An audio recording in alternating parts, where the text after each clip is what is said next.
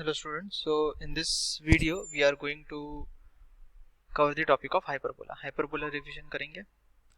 So let's start. So in hyperbola, first of all we'll talk about the definition.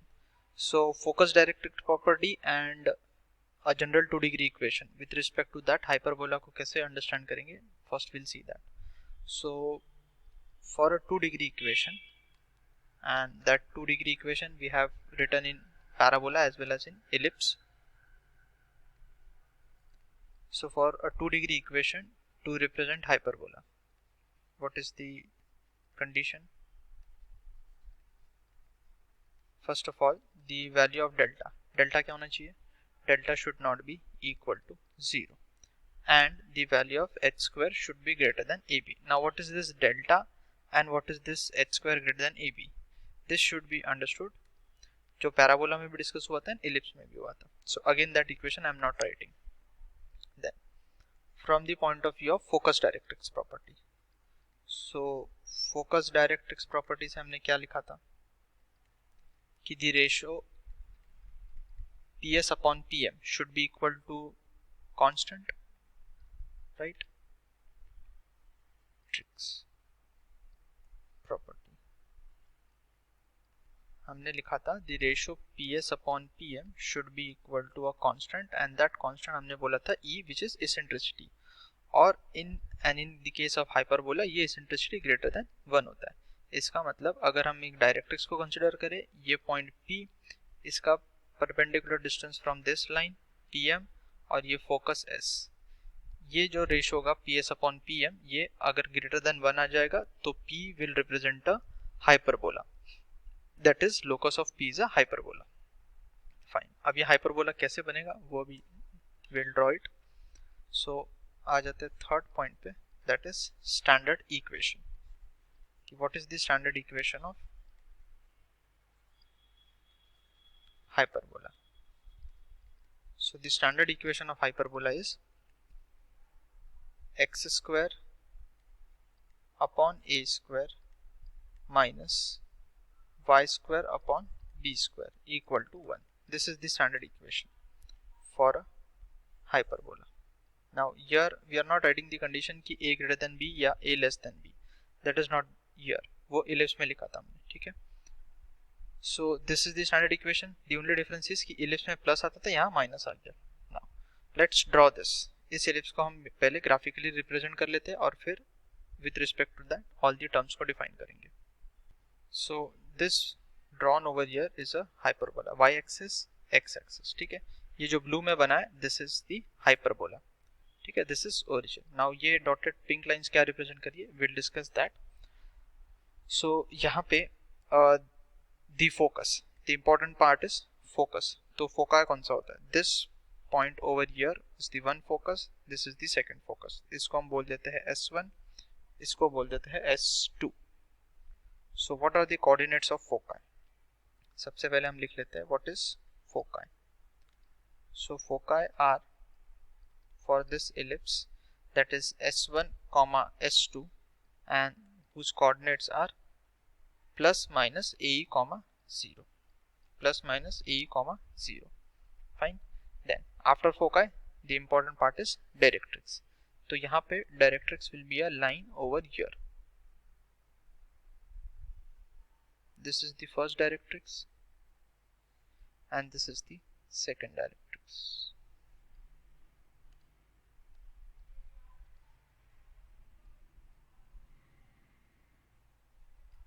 So the equation of directrix. Directrix का equation क्या होगा?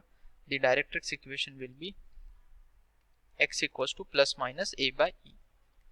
And what is directrix? That is coming from the definition of focus directrix property. So directrix d1 and d2 बोल देते हैं. That is x equals to plus minus a upon e. So let's say this is d and ये d1 and this is let's say d2. Plus minus a by e. E is what? E is the eccentricity of the ellipse. तो उसी पे आ रहे हम. That is next the eccentricity of the ellipse. So eccentricity E. So eccentricity E is given by, that is E square के terms में लिखे होंगे हमने, एलिप्स में भी E स्क्वायर के टर्म्स में लिखा था. So E square is equals to 1 plus B square upon A square. This is the eccentricity of an ellipse. ये रिलेशन है for calculating eccentricity with respect to A and B. Now यहाँ पे in case of what you say the hyperbola, the horizontal axis that is the x-axis, इसको हम बोलते हैं transverse axis.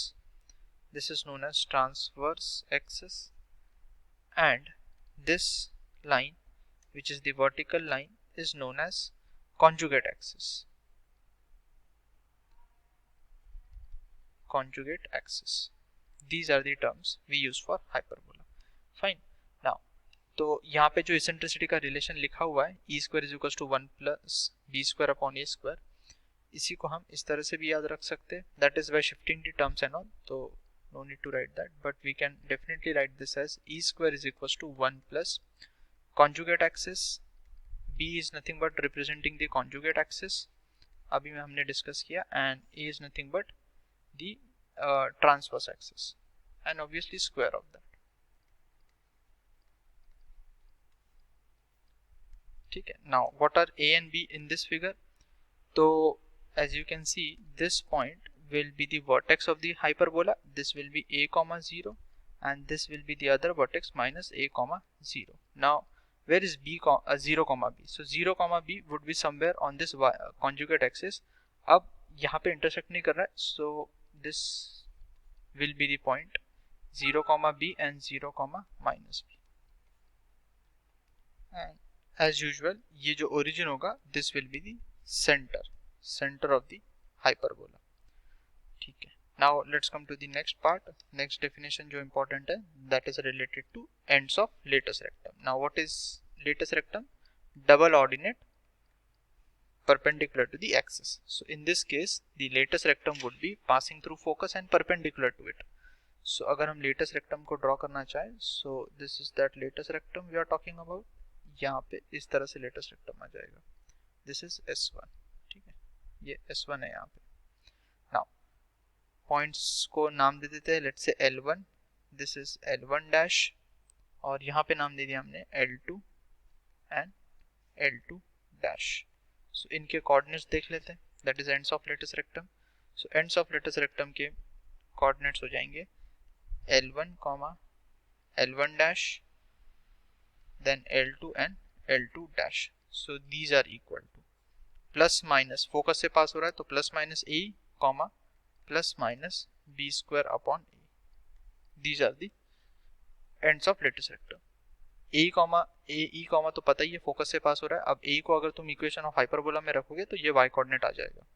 Then next important is length of latus rectum. So length of L R यही से आ जाएगा. Distance between L1 and L1 dash, that if you calculate you will get as equal to 2b square upon a. So this is the length of latus rectum. Fine.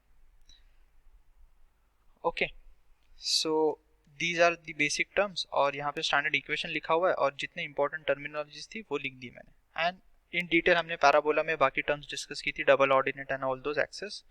So from there you can relate, those same definitions will be valid over here as well. Now moving forward, in case of ellipse हमने discuss किया था auxiliary circle. So same auxiliary circle हम यहाँ पे discuss करेंगे. So next is auxiliary circle. Right. So auxiliary circle क्या था? In this case it would be a circle drawn on the transverse axis as the diameter. Fine. So again I have to draw the figure. So this is the auxiliary circle जो यहाँ पे हमने pink में बना रखा है. So ये किस तरह से बना है, इसको हम transverse axis बोल देते हैं, and let's call this as conjugate axis for hyperbola. So we can say that circle on transverse axis as diameter is nothing but the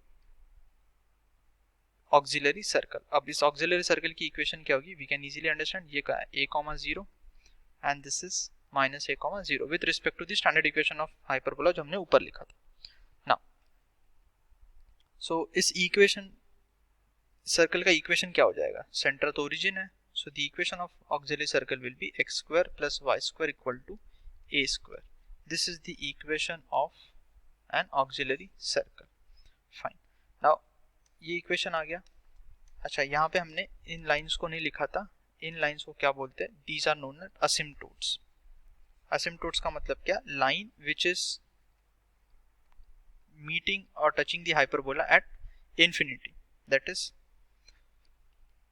basically at a very large value of x हम बोल सकते हैं। so lines which are touching the hyperbola at infinity are nothing but asymptotes।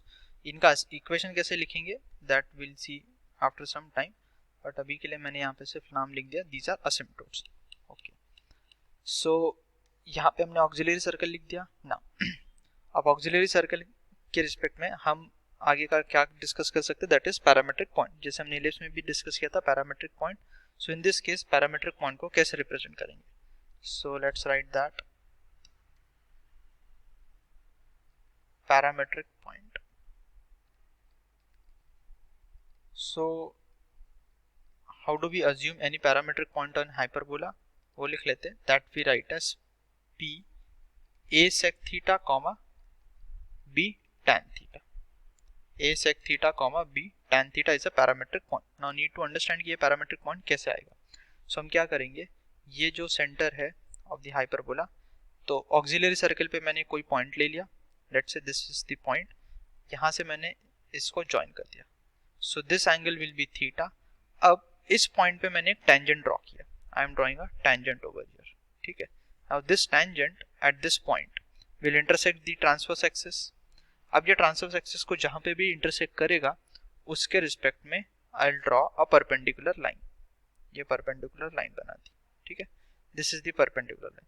ये जहां पे intersect होगा, this point is parametric point P which is nothing but a sec theta comma b tan theta. So be careful कि हम theta कौन सा ले रहे हैं, in ellipse as well as in hyperbola. Figure को देखते हुए हमें समझ में आना चाहिए कि theta is the angle made by the radius vector, that is line joining origin and the point on the auxiliary circle, and then उसके रिस्पेक्ट में हमने tangent ड्रॉ किया, and then we are representing the parametric point। उसी तरह इसी left वाले portion of the hyperbola पे भी हम सेम चीज कर सकते हैं, that is if I consider a point over here, यहाँ से एक tangent ड्रॉ कर सकते हैं, this is intersecting over here, so उसके रिस्पेक्ट में ये एंगल आ जाएगा, ये एंगल आएगा corresponding to this theta and so, ठीक है। Now next, so now next we'll write is focal distance, ठीक है, ये पैरामेट्रिक पॉइंट लिख लिया हमने। now we'll write the focal distance। so focal distance as we had written in parabola and ellipse, same focal distance we are writing here as well। so focal distance का मतलब क्या हुआ कि I'll draw one branch of the hyperbola just for understanding। ये hyperbola है and let's say this is my directrix और ये axis। so what we do is हम यहाँ पे एक पॉइंट ले लेंगे, यहाँ से एक perpendicular on the directrix, this is directrix and line joining the focus, ये S and this is P। So focal distance is nothing but PS। So S1 के रिस्पेक्ट में लिख लेते हैं PS1 अपॉन PM1। नाउ यहाँ पे M1 लिखना पड़ेगा बिकॉज दो डायरेक्ट्रिक्स होगी, this is equal to E, so I can write PS1 is equal to E times of PM1, और यहाँ से इसको सिंप्लीफाई करेंगे तो we would get PS1 is equal to, same as we did in ellipse also, this will be equal to E into x coordinate of point P minus A, ठीक है। और अगर मैं PS2 लिखना चाहता हूँ तो PS2 will be equal to E times of XP plus A। very easily you can understand, जैसे हमने ellipse में भी लिखा था उसी तरह से लिख सकते हैं।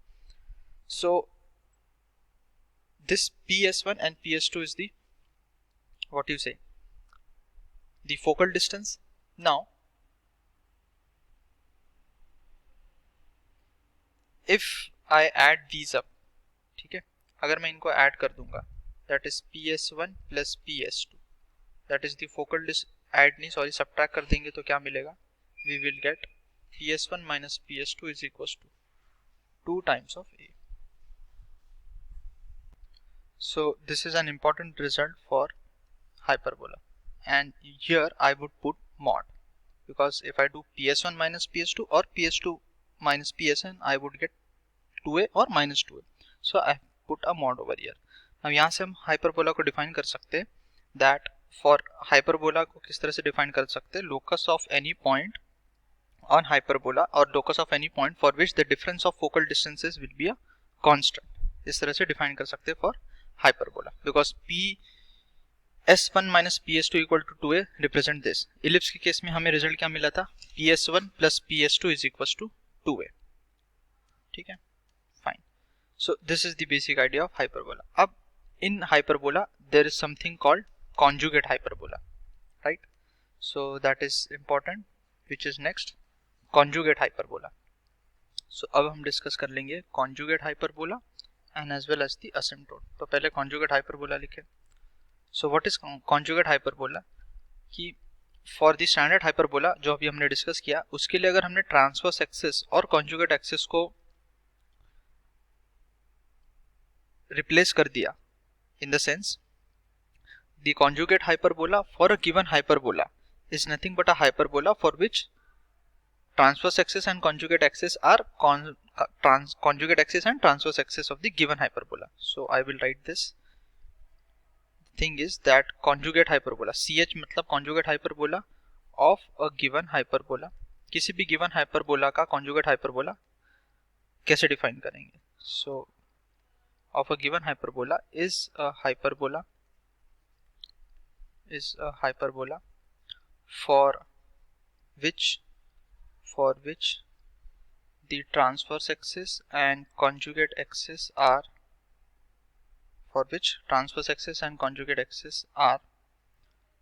the conjugate axis and transverse axis of given hyperbola. Fine. This is how we define the conjugate hyperbola. Now figure wise कैसे represent करेंगे देखो. So this is the figure. Now इस figure में हम देख सकते हैं कि this is the transverse axis and this is the conjugate axis for which hyperbola, this hyperbola in blue, this we can say is the given hyperbola. इस given hyperbola के लिए what is the conjugate hyperbola? Conjugate hyperbola is the hyperbola जिसके लिए conjugate axis of this given hyperbola transverse axis बन जाए. So हम देख सकते हैं कि इस green hyperbola के लिए the conjugate axis is the transverse axis. So this is the conjugate hyperbola. Fine. So this is how we define the conjugate hyperbola. Now ये जो asymptotes होंगी, as I had said कि ये जो मैंने pink में लाइन ड्रॉ कर रखी है, these are the asymptotes. So asymptotes क्या होती है? The pair of asymptotes, because there are two lines, so हम बोलेंगे pair of asymptotes. These will be common. I mean the conjugate hyperbola and the given hyperbola will share these asymptotes. And इस conjugate hyperbola की equation क्या होगी? I think not very difficult to write. इस hyperbola की equation क्या है? x square upon a square minus y square upon b square is equal to 1. This is the hyperbola. Now so for this conjugate hyperbola, what is the equation? That is CHB, conjugate hyperbola. इसकी equation हो जाएगी y square upon b square minus x square upon a square equal to 1. So क्या किया मैंने यहाँ पे? सिर्फ यहाँ पे टर्म्स को स्वैप कर दिया. y square upon b square को पहले लिखा and x square upon a square को बाद में लिखा. So this is the conjugate hyperbola to this given hyperbola h. ठीक है. Now if we understand this, अब हम क्या कर सकते हैं कि पेयर ऑफ asymptotes को लिख सकते हैं. So now I'll write asymptotes. ठीक है. Asymptotes are nothing but the lines which meet the hyperbola at infinity. We can say that. Now how do we write the equations of asymptotes? So asymptotes का equation लिखा जाता है for the standard hyperbola I'm writing, that is for this hyperbola, x square upon a square minus y square upon b square equal to 0. हम देख सकते हैं figure में there are two asymptotes, so those two equations have been written over here. तो यहाँ से मुझे क्या मिलेगा? यहाँ से मुझे मिलेगा that y square is equals to b square upon a square into x square, and this implies that y is equals to plus minus b by a into x. So this is the equation of asymptote for the standard hyperbola. Fine.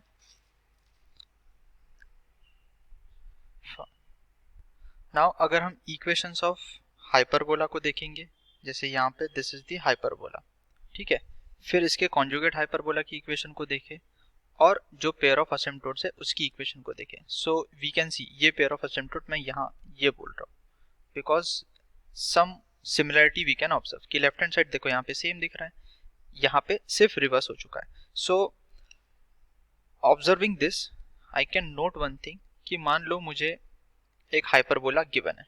Given hyperbola is let's say h equal to 0 where h represents the equation. अगर इस की बात करेंगे तो यहाँ पे x² upon a square minus y square upon b square minus 1 that is the h. तो अगर मुझे ये पता है तो मैं इसको देखते हुए मैं पेयर ऑफ असिम्पटोट की इक्वेशन लिख सकता हूँ. So what will be the equation of pair of asymptote? सिर्फ एक कांस्टेंट एक्स्ट्रा आ जाएगा. Pair of asymptote will be represented by, और इक्वेशन लिख रहा हूँ मैं h plus lambda equal to 0. तो जो h पार्ट था वो एज इट इज रहेगा, उसमें सिर्फ एक लैम्बडा कांस्टेंट मैंने ऐड कर दिया. अब ये लैम्बडा को कैसे फाइंड आउट करोगे? Lambda can be found by the condition delta equal to 0 because pair of straight line का कंडीशन होता है कि delta should be equal to 0. So delta can be found by delta equal to 0 condition. ठीक है, और conjugate hyperbola की equation कैसे लिख सकता हूँ? That is CHP that can be written as h plus 2 lambda equal to 0. Fine. This is how we can write the equation of pair of asymptotes and conjugate hyperbola अगर हमें इसकी equation पता है hyperbola की तो. Okay, so moving forward, अब अगर हम स्टैंडर्ड इक्वेशन हमने लिखी थी x square upon a square minus y square upon b square equal to 1, तो अगर हमारी इक्वेशन इस तरह से लिखी हो y square upon let's say ले लेते हैं alpha square minus x square upon beta square, तो ये किस तरह का हाइपरबोला होगा? ये हाइपरबोला अभी हमें समझ में आना चाहिए कि the hyperbola nature would be something like this, कि इसका जो ट्रांसवर्स एक्सिस होगा वो ये कॉन्जुगेट एक्सिस हो जाएगा and this is the hyperbola. मतलब इलिप्स के केस में भी हमने समझा था कि मेजर एक्सिस माइनर एक्सिस को किस तरह से अंडरस्टैंड करते, उसी तरह से अगर इक्वेशन ऑफ हाइपरबोला ये है तो this is the graph for that hyperbola. ठीक है, and the directrix, focus and all those thing हम लिख सकते इजीली. फाइन. तो यहाँ पे अगर मैं फोकस लिखूं सो S1, S2 ये किसके इक्वल होगा? 0, प्लस माइनस a ही होता है. सो यहाँ पे a किसको लेंगे? यहाँ पे a होगा ये अल्फा. सो अल्फा ई, वहां पे हमने b ही लिखा था इलिप्स के केस में. So you can understand that, और लेट्स नॉट क्रिएट कंफ्यूजन, और यहाँ पे लिख लेते a and b only.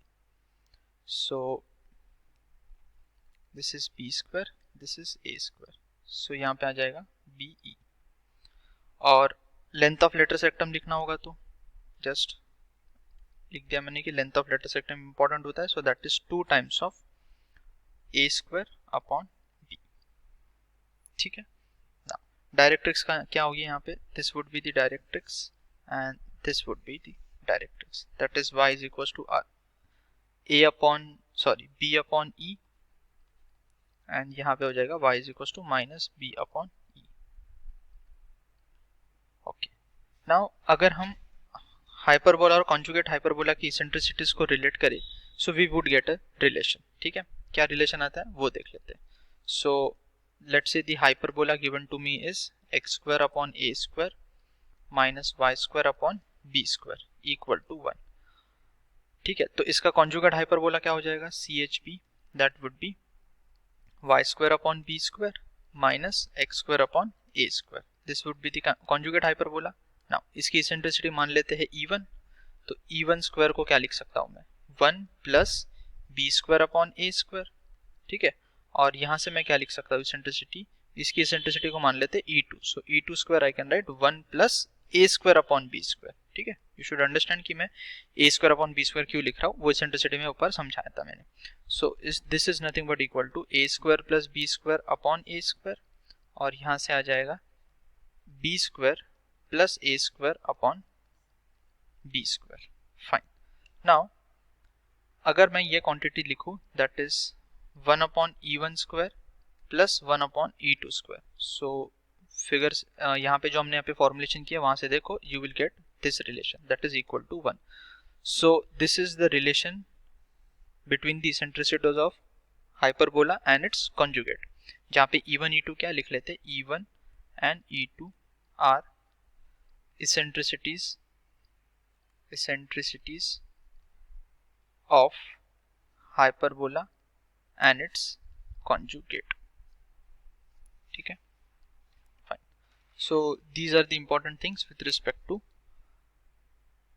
the conjugate hyperbola. Now next thing, so in ellipse we had written something like equation of chord joining theta 1 and theta 2, that is based on the parametric points. So same thing we'll write over here. So the formulation is same in circle, then ellipse, and now again in hyperbola. So equation of chord joining theta 1 and theta 2 on the hyperbola. Hyperbola की equation x square upon a square minus y square upon b square equal to 1. ठीक है. So let's say this is my hyperbola. ठीक है. So यहाँ से ये join कर दिया मैंने. ठीक है. So ये कॉर्ड की इक्वेशन लिखना चाहते हैं हम, इसका a पॉइंट बोल देते हैं, इसको b पॉइंट. सो पैरामेट्रिक पॉइंट्स की डेफिनेशन यूज करके a का कोऑर्डिनेट हो जाएगा a sec theta 1 comma b tan theta 1. Then point b का कोऑर्डिनेट हम लिख सकते हैं a sec theta 2 comma b tan theta 2. Fine. So the equation of chord joining AB I would directly write, तुम using 2 point form लिख सकते हो, that would be equal to x upon a into, not into, that is cos theta 1 minus theta 2 by 2. You can relate this same kind of relation आ रहा है जो circle and ellipse में आया था, into sin of theta 1 plus theta 2 divided by 2 is equal to cos of theta 1 plus theta 2 by 2. So this is the equation of a chord of an hyperbola. Now next let's discuss location of a point. So this is very easy. Location of a point with respect to hyperbola. So how do we write this?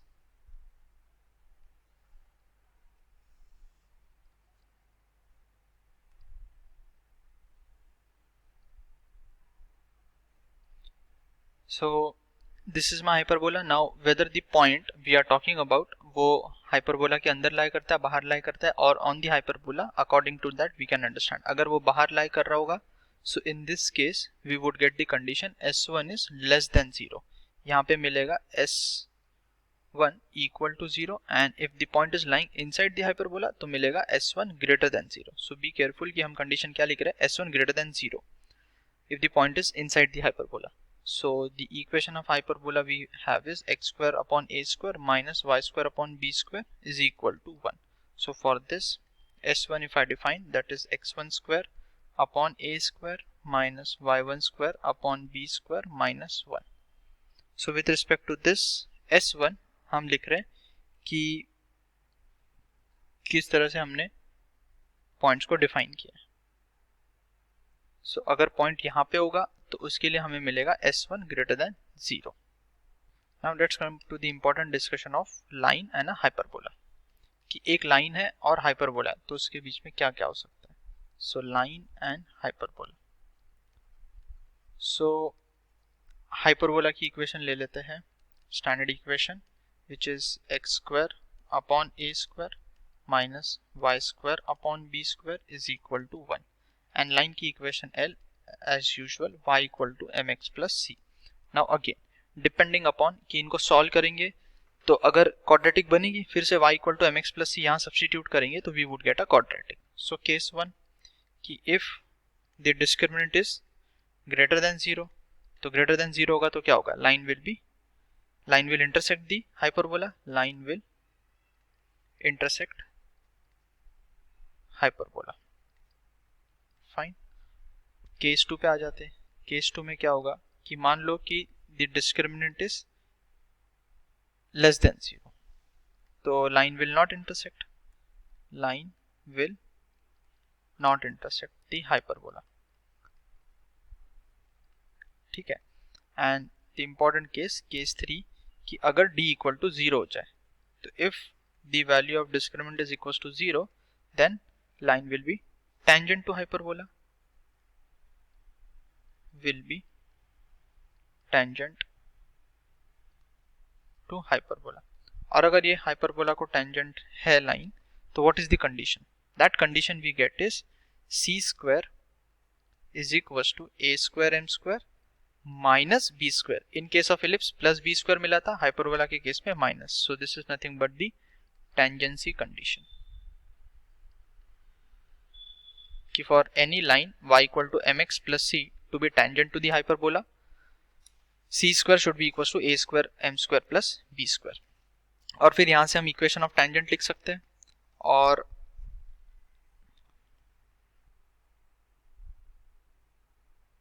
ना हम यहाँ पे एक चीज observe कर सकते हैं कि c square is equal to a square m square minus b square बोला है, so c will be equal to plus minus under root of this quantity. तो फॉर टेंजेंट टू एग्जिस्ट, ठीक है, टेंजेंट को एग्जिस्ट करने के लिए that under root quantity should be positive, right, so I can note that for tangent to exist, so it is not that in every case hyperbola में tangent exist करेगा for all the values of c, the important condition is that this quantity a square m square minus b square इसको 0 से बड़ा होना पड़ेगा, then only the tangent will exist, otherwise the tangent won't exist, so I can write m square is greater than b square upon a square, or I can say that modulus of m should be greater than b upon a, this is the condition for tangent to exist to a given hyperbola. Now let's write the points of intersection, ठीक है, points of intersection लिख लेते हैं। और rather saying point of intersection, अगर tangents किसी भी point से अगर हम tangent ड्रॉ कर रहे हैं टू दी हाइपरबोला, उनका point of intersection का locus क्या होगा, ठीक है, that we would write, so I can say that the locus of, वही डायरेक्टर सर्कल वाला definition, that is locus of point of intersection of perpendicular tangents, of perpendicular tangents, this you can say as note 2, ठीक है, यहाँ पे हम note 1 कर देते हैं and here we are writing note 2, that is locus of point of intersection of perpendicular tangents to the hyperbola, वही x square upon a square minus y square upon b square equal to 1 will be a director circle, और वो director circle क्या होगा, I mean the equation of that director circle will be, लिख लेते हैं, the equation of that director circle will be x square plus y square is equal to a square minus b square, this is the equation of that director circle, fine। now अब यहाँ पे हमने tangency condition लिख ली। अब इस tangency condition को equation of line लिखने में कैसे यूज करेंगे, सी, मान लो कि अगर हमारा हाइपरबोला है, standard hyperbola, that is x square upon a square minus y square upon b square equal to 1, सो इसके लिए हम इक्वेशन को लिख लेंगे, दैट इज टेंजेंट की इक्वेशन को, y equal to m x plus minus c, ठीक है, मतलब प्लस सी था तो सी की वैल्यू 2 हो सकती है, plus minus a square m square minus b square, no issues. मान लो कि अगर हमारा हाइपरबोला इस तरह से, that is something like y square upon कुछ भी ले लिया मैंने, मान लो alpha square minus x square upon beta square equal to 1, इस तरह का हाइपरबोला है, तो टेंजेंट की इक्वेशन कैसे लिखेंगे, तो तुम पहले क्या करो, इस फॉर्म में कन्वर्ट कर लो उसको, better way to understand that. तो मैं लिख सकता हूँ इसको x square upon minus p square then minus y square upon minus alpha square equal to 1। Now I would write the equation as y equal to mx plus minus, यहाँ पे क्या लिखा था a स्क्वायर m स्क्वायर, तो a square की जगह क्या है यहाँ पे minus p square, so write minus p square into m square, और b स्क्वायर लिखा हुआ है तो b स्क्वायर की जगह यहाँ पे क्या लिखा हुआ है minus alpha square, so write minus times of alpha square, that is minus alpha square. This should be the way we would be writing. So y equal to mx plus minus under root of alpha square minus p square m square. Finally हम इस तरह से tangent को लिख सकते हैं, ठीक है। now let's try to write equations of tangent. Tangent की इक्वेशन देख लेते कि कैसे कैसे लिखे जा सकते। एक तो स्लोप फॉर्म में हमने ऊपर ही लिख लिया, सो इक्वेशन ऑफ टेंजेंट, फिर नॉर्मल का भी इक्वेशन लिखेंगे। First of all equation of tangent लिख ले, तो at a point let's say x1 comma y1, सो ये तो स्टैंडर्ड कोनिक के लिए हमने सर्कल में समझ लिया था कि x स्क्वायर को xx1 से रिप्लेस करेंगे, y स्क्वायर को yy1 से रिप्लेस करेंगे। So at any point x1 comma y1 the equation of tangent will be given as xx1 upon a square minus yy1 upon b square, सो y1 upon b square equal to 1. So x square upon a square. So for this particular hyperbola we are writing the equations of tangent. So x square minus y square upon b square equal to 1. ठीक है, तो किसी भी point x1 y1 पे लिखना होगा तो इस तरह से लिख सकते हैं। देन नेक्स्ट एट थीटा लिखना होगा, थीटा मतलब at the parametric point and that is a sec theta comma b tan theta. So for that we write x1 को रिप्लेस कर दो a sec theta से, so this is x into sec theta upon a minus y into tan theta upon b equal to 1. Okay, and finally with slope m, तो ऊपर ही लिखा था but ठीक है, we'll write it down with slope m। क्या लिखा जा सकता है, that would be equal to y equal to mx plus minus under root of a square m square minus b square. I think this should be sufficient. Now फिर tangents की equation लिख ली, अब point of intersection देख लेते हैं कि point of intersection of tangents. So point of intersection of tangents at theta 1 and theta 2. So I'll directly write the coordinates of the point. कैसे आए, you can derive, इक्वेशन लिख लो, hyperbola की equation पता है और कॉर्ड की equation अभी लिखी थी, using that you can understand, I mean the chord of contact basically. So in this case, so a cos of theta 1 minus theta 2 by 2 whole divided by cos of theta 1 plus theta 2 divided by 2 comma b times of sin theta 1 plus theta 2 by 2 whole divided by cos of theta 1 plus theta 2 by 2। ठीक है, now उसी तरह से equation of normal भी लिख सकते हैं on the same lines. So equation of normal, equation of normal के लिए क्या लिखेंगे, वही सबसे पहले at x1 y1, so tangent and normal में difference क्या है, the differences of the slope, so equation of normal आ जाएगा a square x upon x1 plus b square y upon y1 is equal to a square plus b square, you can check for yourself। और अगर at theta लिखना है, at theta मतलब at the parametric point, so that will be ax into cos theta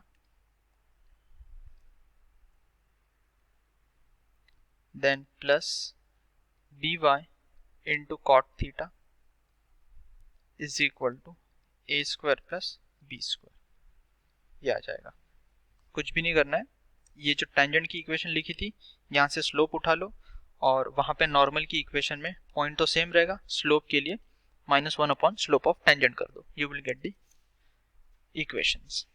now moving forward, so next we will talk about is rectangular hyperbola.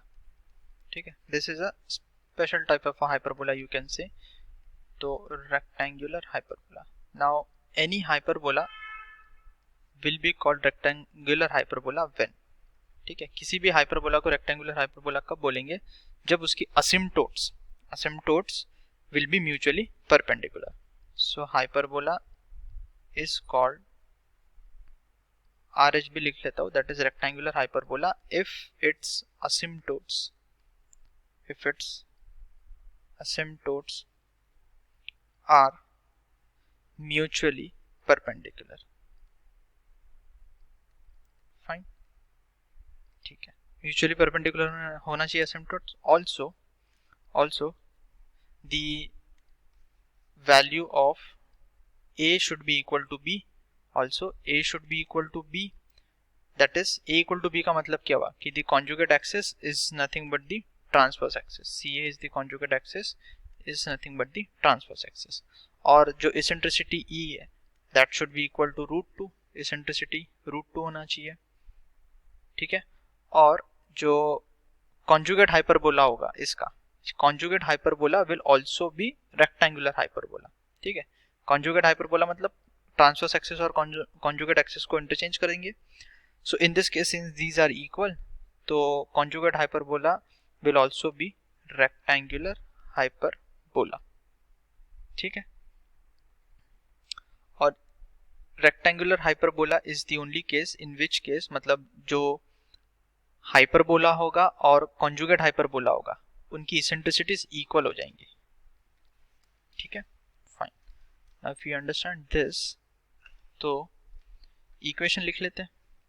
ठीक है, eccentricity √2 हो गई है, वो लिख ही लिया है. और इक्वेशन क्या हो जाएगी रेक्टेंगुलर हाइपरबोला की, the equation will be x² - y² is equal to a². a equal to b बोल दिया हमने, तो स्टैंडर्ड इक्वेशन ऑफ हाइपरबोला में हमने a equal to b substitute कर दिया. ठीक है, फाइन. तो now if you understand this, so इस हाइपरबोला के लिए हम अगर फिगर बनाएं, so this would be the figure. ठीक है, ये देखो, these are let's say the asymptotes. ठीक है, तो ये हाइपरबोला हो जाएगा. Fine, so the value of a is this a,0. इसका फोकस लिखोगे तो कितना होगा √2a. Eccentricity is √2, so plus minus a, तो √2a, 0 will be the focus and the other focus similarly. ठीक है, और ये जो असिम्प्टोट्स है दीज आर म्यूचुअली परपेंडिकुलर, तो इनकी इक्वेशन हो जाएगी y equal to x and y equal to -x. Also a equal to b था, तो y equal to plus minus b by a into x, ये होता असिम्प्टोट्स का इक्वेशन. तो उसमें हमने a equal to b substitute कर दिया, तो y equal to plus minus x. Fine. अब अगर मैं इस सिस्टम को, यहाँ पे तुम देख सकते हो, यहाँ पे ये जो फिगर बना है, इस सिस्टम को मान लो मैं एक एंगल 45 डिग्री से एंटी क्लॉकवाइज डायरेक्शन में रोटेट कर दूं. ठीक है, because this angle is 45 degree, तो इस डायरेक्शन में 45 डिग्री से अगर मैं रोटेट कर दूं तो किस तरह का फिगर मिलेगा. If you can visualize the figure would be like this. ठीक है, तो यहाँ पे ये जो पिंक में मैंने हाइपरबोला बना रखा है, that hyperbola will now go to the first quadrant. ये एक हाइपरबोला आ जाएगा and the other hyperbola will be like this, ये बन जाएगा. So this is nothing but the hyperbola obtained by rotating in the axis system by 45 degree in the anticlockwise system, anticlockwise direction. तो इस hyperbola की equation क्या होती है, xy equal to c square, and that is nothing but a square by 2 लिख लेते हैं, and that is nothing represented by c square. So this is a square by 2 equal to c square बोल दिया हमने. So this is also a rectangular hyperbola obtained by rotating the axis system by what you say 45 degree. ठीक है, now this will simplify our formulations. मतलब अगर parametric point assume करना है, equations लिखना है, सो थोड़ा सिंपल हो जाएगा. ठीक है, अब देखो इस फिगर को अगर ऑब्जर्व करोगे, this is y axis, x axis. Now from this origin if I draw a line, ठीक है. So this was the, अगर ऊपर वाले फिगर में जाओगे तो ये x एक्सिस जो है ये वही था यहाँ पे जो x एक्सिस बना है, दिस इज दी सेम. तो ये जो पॉइंट था this was nothing but S1, यहाँ पे जो दिख रहा है तुम्हें S1, ठीक है. And this point was what, this point अगर हम देखेंगे फिगर को तो that was a, 0, but now in this figure it should be c, c, y equal to x line के हिसाब से it should be c, c. And directrix क्या हो जाएगा यहाँ पे directrix would be a line something like this, this is the directrix. Fine. और अगर हम यहाँ पे अभी OA डिस्टेंस देखें, I will call this point as A. तो अगर मैं OA डिस्टेंस देखूंगा तो what is OA distance equals to √2 times of C. तो यहाँ से मुझे क्या मिल रहा है, OA distance is nothing but A, ठीक है. A क्यों, क्योंकि ऊपर वाले फिगर से रिलेट करो, मैंने बोला A का कोऑर्डिनेट was A, 0. So A equal to √2 C. So I have established a relation between this and this. तो A²/2 करोगे तो वो C² के इक्वल आ रहा है, ठीक है. मैंने इक्वल टू लिख लिया था but by rotation I should understand कि ये A²/2 इक्वल टू C² मैंने कैसे लिखा, ठीक है. Now so focus of this hyperbola which is the rectangular hyperbola, focus कैसे लिखेंगे. so the focus can be written as a, 0, ठीक है. और a की वैल्यू कितनी है √2, so that should be √2c, √2c. Fine. और डायरेक्ट्रिक्स का इक्वेशन कितना हो जाएगा, डायरेक्ट्रिक्स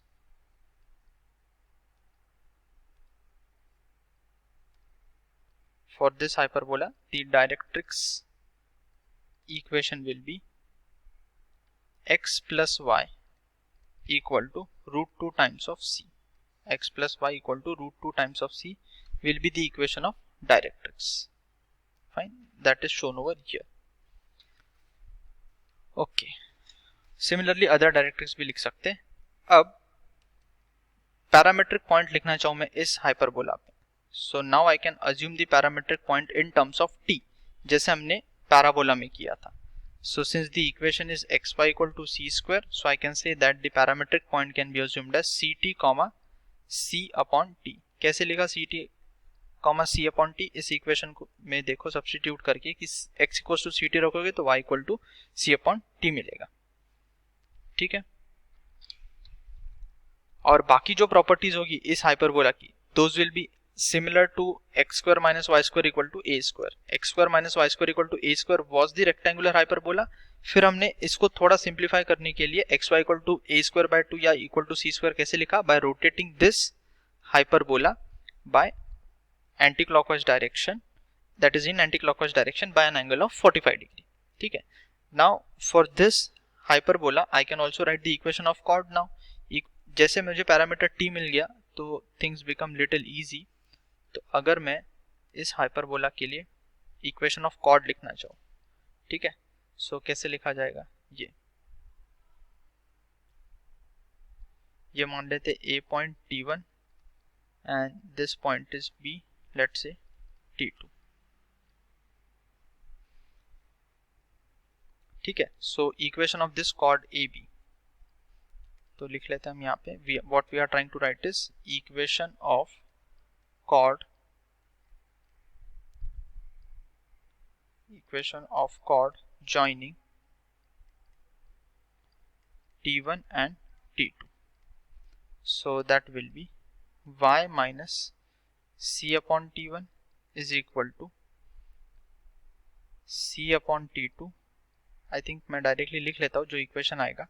t1 t2 आप यहाँ पे a और b के पॉइंट्स को रिप्रेजेंट करना है, so that equation will B y minus c upon t1 is equal to minus 1 upon t1 t2 into x minus c t1. That is the equation of chord joining t1 and t2, ठीक है. Now equation of chord with given middle point वो हम लिख सकते हैं t equal to s1 से, so that is not again I am writing. अगर मुझे किसी पे पॉइंट x1, y1 पे टेंजेंट लिखना होगा, that also we can write x upon x x1 in this case. थोड़ा सा डिफरेंटली लिखना पड़ेगा। मान लो कि मुझे इक्वेशन ऑफ टेंजेंट लिखना है, तो मैं लिख देता हूँ equation of tangent, let's say at point x1, y1। ठीक है, तो वो कौन सी टेंजेंट होगी, मान लेते ये पॉइंट है वो। सो इस टेंजेंट की अगर इक्वेशन लिखना है x1, y1 पे, तो हम क्या करते हैं, x को किससे रिप्लेस करते हैं, x y को बेसिकली भी रिप्लेस करना पड़ेगा, because the equation of hyperbola is x y. ठीक है, इक्वल टू सी स्क्वायर।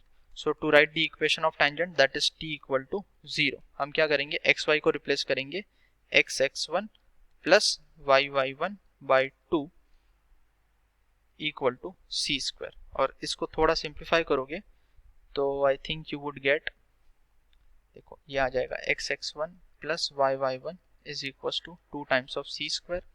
अब ये जो पॉइंट है वो कर्व पे भी लाई कर रहा है, तो मुझे पता है x1 y1 is equal to c square, और सी स्क्वायर की वैल्यू x1 y1 सब्स्टिट्यूट करोगे तो मिलेगा x upon x1 plus y upon y1 is equal to 2।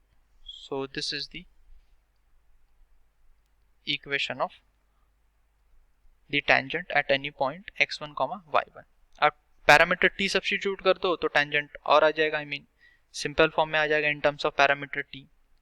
फिर नॉर्मल की इक्वेशन लिखना होगा, so thing should be same.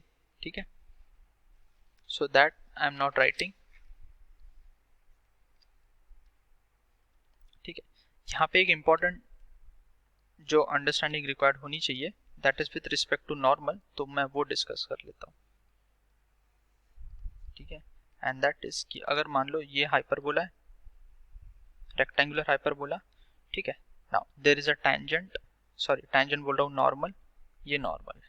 ठीक है, this is the normal at let's say this point parameter t, and this tangent is intersecting the hyperbola again at t1। ठीक है, तो सबसे पहले अब मैं अगर इस नॉर्मल की इक्वेशन लिखने जाऊं, ठीक है, तो मुझे टेंजेंट का स्लोप चाहिए होगा, सो टेंजेंट की भी इक्वेशन लिखनी पड़ेगी, and that we can write, ऊपर में लिखा हुआ है। So tangent